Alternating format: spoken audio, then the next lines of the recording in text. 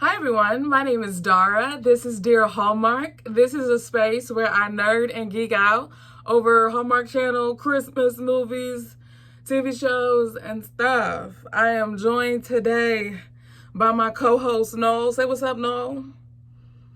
Okay. I want to talk to you today about A Christmas Treasure, which stars Jordin Sparks and Michael Xavier. Jordin Sparks, we all know, singing talent out the wazoo. The woman can blow. She got pipes like an organ. Her voice is beautiful. Michael Xavier, no stranger to the holiday movie game at all. Seasoned actor, talented actor. He's been double dipping though, because I've seen him in some Lifetime things. He's actually going to be in a Lifetime movie that's coming out this year. So it'll be interesting to see the performances between the two channels and the two movies. But if you haven't seen A Christmas Treasure, what is it about? So Jordin Sparks' character, Lou Webb, she's a writer on her way out of the small town of Pine Grove to New York to kind of accomplish her dreams of becoming a novelist. She works at the local paper with her family, literally her mom, her dad, and her brother. Then you have Kyle, who is from Chicago. He's an accomplished chef. He is at the town of Pine Grove to visit his aunt for the Christmas season. He's there for a few weeks. And his aunt is played by the same woman who plays Mrs. Benson in last week's Christmas Sale. So it was cool to see her again playing an auntie in this one. But honestly, outside of that, you guys, I don't know what this movie was about. And I think that, oh gosh, y'all, I had the highest, and I said this, I forget which episode I said this in, but like, it really sucks when I have expectations, because then I think one thing, if it doesn't produce that, it's like, this movie was incredibly slow to me. I thought an hour had went by, and it was only 37 minutes when I checked the timer on the movie, because I was watching a replay of it. And I'm like, okay.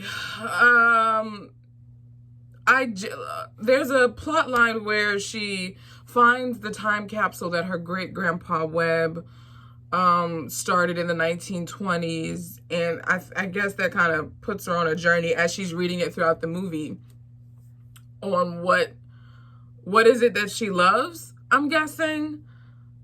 And then Kyle is trying to figure out what he wants to do. Does he want to work for a restaurant or open up his own spot? But honestly, other than that, like, plot-wise, it's not a lot going on. Chemistry-wise, it was very interesting. They both have charm. They both have their own charm, I'll say. And I'm used to Michael Xavier, what he brings to a role. He brings this kind of, it's not suave, but suave, you know? He brings something, just a little shoulder action to whichever role he plays. And Jordin, I believe this is her first Hallmark movie. I don't think it's her first time acting, though. I'm not sure. But she brings this kind of charm that I thought was pretty endearing, much like Laura Elena in Roadhouse Romance. But I do think Jordin did better than Lauren Elena. I'm sorry. It was odd, though, because throughout the movie, it seems like Lou, Jordin Sparks' character, is kind of putting her guard up, because she was like, I don't know you, homie. You trying to get all up in my space, and I'm not trying to do that. So, like, you stay over there. I got stuff to do. Like, you go help your aunt in the restaurant. And then by the end of the movie, she's like, I'm falling for you. And I'm like, you got a funny way of showing it, sister. You could have fooled me. I think you threw out a wild card there. It was hard for me to believe. At the end, when they're making their declaration of love to one another, Kyle, Michael Xavier's character, he starts us off by saying, I think I'm falling for you. And it was at that point I hit the space bar, which paused the movie, and I screamed. I screamed for about 3 minutes. And I said, no. We can't have this little, like, ping pong battle of will they, won't they, will they, won't they. And then all of a sudden, both of y'all are falling for each other. I don't know, friends. I don't know. Well, I do know. I'm going to give this movie 2.5 crowns out of 5. 1 crown is for Jordin. Another crown is for Another crown is for Michael. And then a half crown for Auntie Marcy, because she's beautiful. And I love seeing her as more of a major player in this than in movies past. I feel like this, at least to me,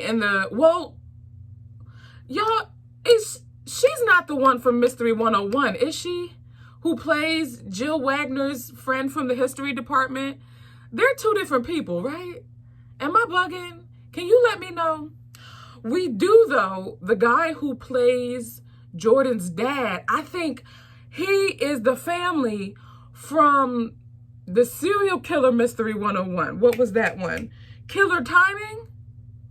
Yes, because then Deadly History is the last one. So Killer Timing, that was he was the husband in the family from the Killer Timing installment. At least that's what he looked like. And then the guy who played her brother, he's from Wedding March 6. He was one of the main roles in that. But I liked him better in My Best Friend's Bouquet. I really liked his role in that. So there's some familiar faces. We have Nelson Wong playing, who I believe is the town mayor. So it was cool to see some usual suspects, if you will. But all in all, this movie just didn't do it for me. So I had to give it a 2.5 crown rating. I have it, I forget, I think I have it just above Coyote Creek Christmas, because I gave Coyote a 2. Yeah. I am planning to do a midterm episode on the podcast where I'm going to tell you after we reach the midway point what my top 10 favorites are so far for the countdown to Christmas season. Well, enough about me. Let me know what you think about this movie. Did you find it charming? I was perusing the Hallmark Facebook streets and I saw that a lot of people really enjoyed it and they loved it. For some, it was their favorite of the season. So there just could have been a server failure on my end, you know. I just didn't connect, you know. So let me know what you thought about the movie. Did it move a little slow for you? Was there chemistry for you between Lou and Kyle? I did like the name Lou. I thought that was precious. Well, that'll do it for this video. To learn more about Dear Hallmark, be sure to subscribe. If this is your first video, listen. But stay a while. Take your shoes off. Get comfortable. It's free. Subscribe. And also, for reviews that you don't find here on YouTube, you can go ahead and listen to the Dear Hallmark podcast, which is available wherever your ears take in podcasts.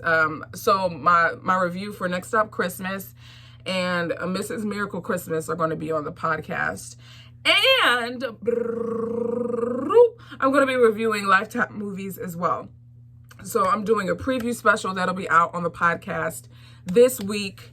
And then next week is going to start us really getting to the thick of the Lifetime Christmas movies, because they have a pretty stacked deck, if I do say so myself. So, and I have one more thing to announce, which is I'm releasing a novel. It still feels weird to say. It's my debut novella called Chasing Wind. It'll be out December 10th. Be sure to follow Dear Hallmark on Instagram for more teasers and drops and fun stuff that I'm doing around the release of my novel. But yeah, y'all let me know in the comments. I look forward to engaging with you guys. be it on YouTube and on Instagram and via podcast. You're probably like, how can I engage with you on the podcast? I'm glad you asked. There is a link in the show notes of the podcast where you're able to leave a voice message. And that voice message is just 60 seconds of anything Hallmark related you want to let me know. And I'll include that voice message in a podcast episode and I'll respond to it. So thank you guys so much for watching this video. I will see you guys next week also for my OGs, normally I would have uploaded another video, but I did my review for Gingerbread Miracle with Deck the Hallmark. So if you're looking for my thoughts on Gingerbread Miracle, be sure to check out the Deck the Hallmark podcast and the Deck the Hallmark YouTube channel if you want to see my facial expressions and stuff. All I gotta say is hashtag Alejandro the Miracle. And I mean, I'm sorry, this is my second close. I think too, with A Christmas Treasure, having Gingerbread Miracle and Next Stop Christmas, it had a lot to keep up with. Like, so I personally would have put A Christmas Treasure on Friday, Gingerbread Miracle on Saturday, Next Stop Christmas on Sunday. That would have been my thing. But you let me know what you think. I look forward again to engaging with you guys via podcast, YouTube, DM, or comment on Instagram. And I will talk to you guys in the next video.